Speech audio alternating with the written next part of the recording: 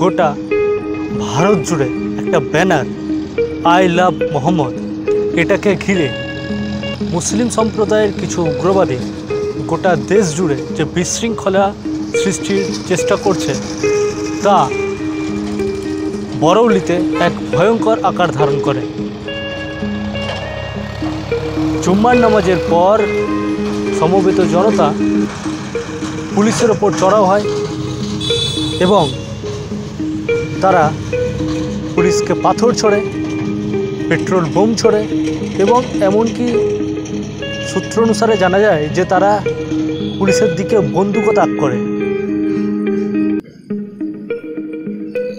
কিন্তু যোগী রাজ্যের পুলিশের দাওয়ায় তারা একেবারে ঠান্ডা হয়।